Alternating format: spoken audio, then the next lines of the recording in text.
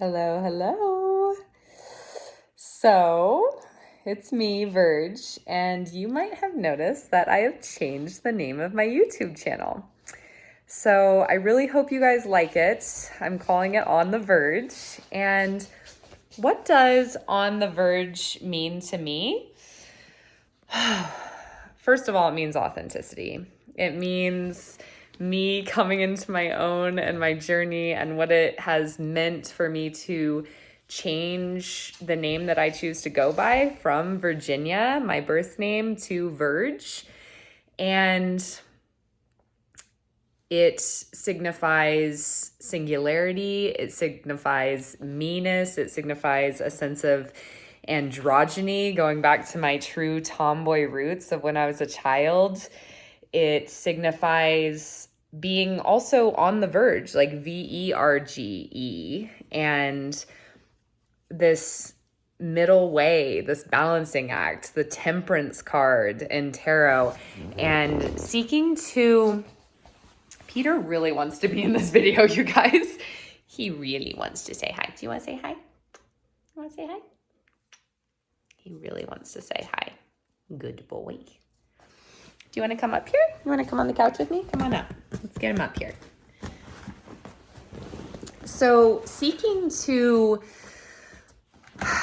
yes, unite my feminine and masculine, my animus and anima, and be on the verge in everything, as far as that's just me, like seeking to find both ways, seeking that balance. I am a Libra rising, Capricorn sun, Virgo moon, if I haven't mentioned that to you guys before. So I've got that earth and air. And being on the verge means that I am going to be on the me, on the meanness and authenticity. And I have told you guys many times how much this idea of authenticity means to me. And that one of the things I most hope to convey on this channel and in this place is that it's okay to be myself and to ever more find what that is. And that I want you to feel that it's okay to be yourself too. Okay, I'm getting really hot wearing this jacket, but I just wanted to show it to you guys. Isn't it cool? I'm gonna strip it off for now. And maybe that's a metaphor as well. Stripping down. Also, it's reversible. Like, how cool is that? So that all being said, I don't want you to think that Divinity Ranch is going away, because it's not. And Divinity Ranch, I truly believe, is going to be a physical place, and maybe even a sort of network, a sort of, what's the word that I'm looking for? Constellation of physical places. And it always remains that physical and energetic place. And I even love that, to me, On the Verge is very much still is Divinity Ranch, because Divinity Ranch is like that place that to me is on the verge and in between the physical and the ethereal, the material and the divine. And so I look forward to hearing what you guys think of On the Verge. I just want you to know, like, Divinity Ranch is not going away.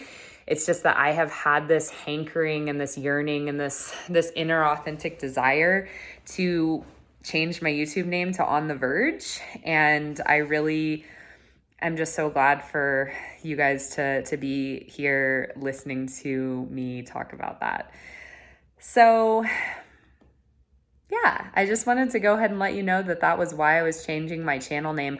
I also wanted to tell you, so I just wanted to check in here from Star Valley, Arizona. Let me see if I can see these really gorgeous, it's a gorgeous place.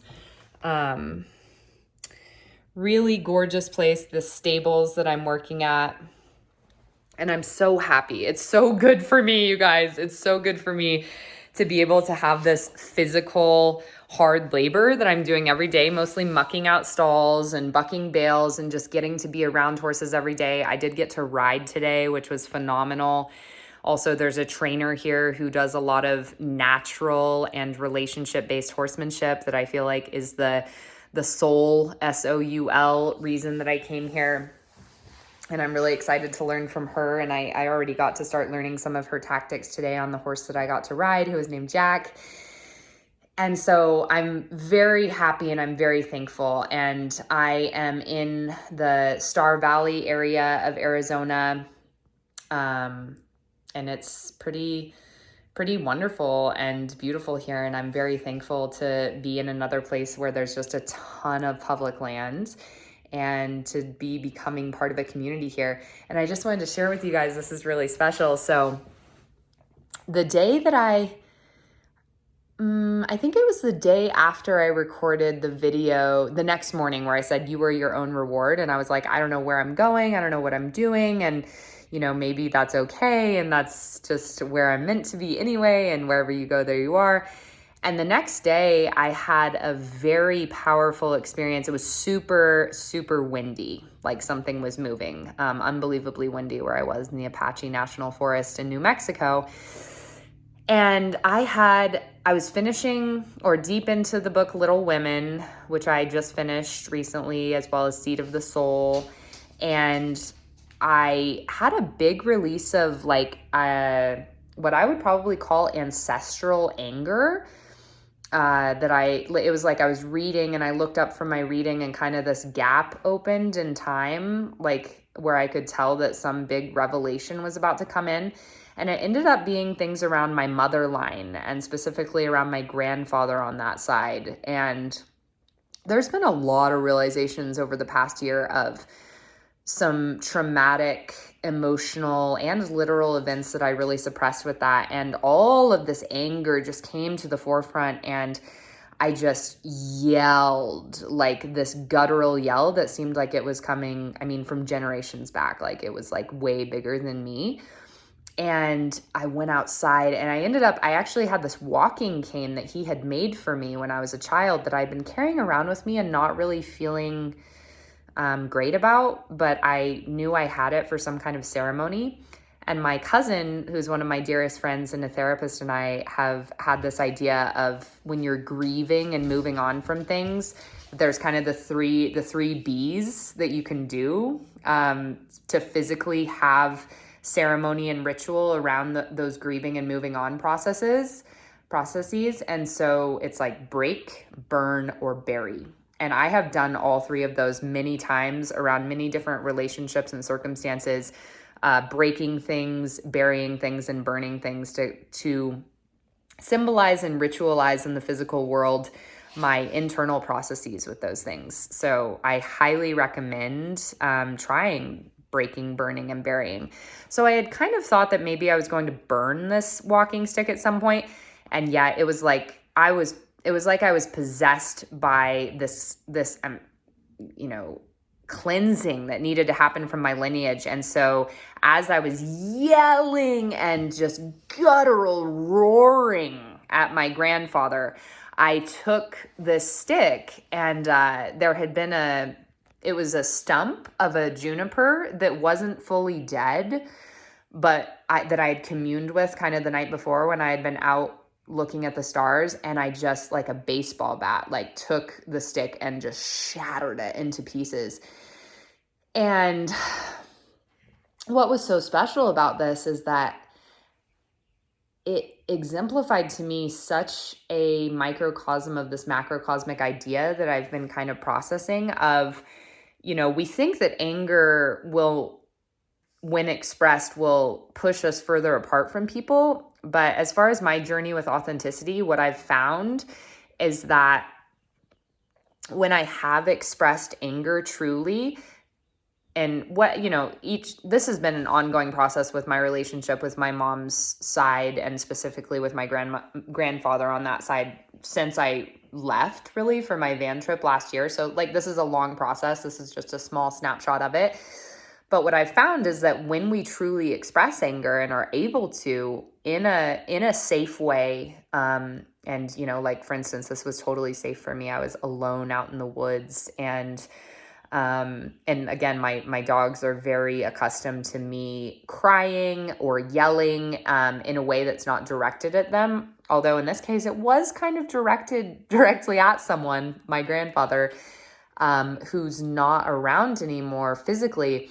But what was so cool was after all of this anger, and I also, after I broke the stick, I went in and got the last of my American Spirits tobacco and offered it to the four directions and to the wind. as an offering for peace and healing to come to that lineage. And by the way, I have not been smoking or drinking at all for over a month now. So more on that later, but that's been a really special practice that I was inspired by the chapter on addictions in Seed of the Soul to go for that. And I will talk about that more later, but even at my little brother's wedding. So that feels very good for me at this time. Anyway, so I had offered my tobacco, I had had the anger, and on the other side of that, I was able to sink into this whole new place with my grandfather, Papa, as we called him. Also, I'm looking at a little rainbow reflection that's on the ground right now from the sun in the window. That's special. Telling. And so I was able to have this genuine, authentic conversation of love and closeness with him that I didn't know if would ever be possible again after I had become conscious of a lot of this trauma and anger. And it was like breaking through that last just rage. It was rage that came through me, and it was more than just mine. It may have also, been my grandfather's rage that he felt like he couldn't openly express. And certainly had a lot to do with my mother, and was so powerful. And so in that authenticity and newness of relationship that came to me after that anger, I realized too, like, for some reason this had to be released before I was ready to go on to my next step. I don't understand with my mind how they're related, but my body knows that.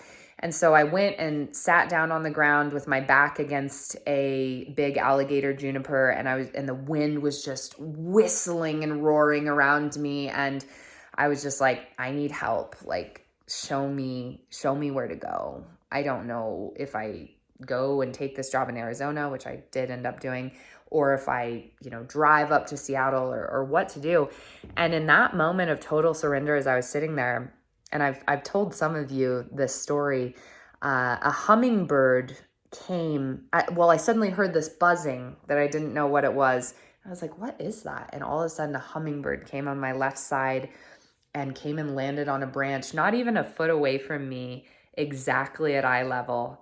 And it was just like, okay. And I still didn't fully, I was like, wait, but does that mean to take the job or not take the job? And, I had conversations with my tarot deck trying to figure it out. And the two cards I drew for what the hummingbird was trying to tell me was the Star and Strength, which are both trump cards, soul work. And I had drawn the Star, for taking this job here, I had drawn two cards as well, Death and the Star. And the Star is one of the most beautiful, wonderful cards in the deck. It's like, it's resurrection and shining in a card, basically.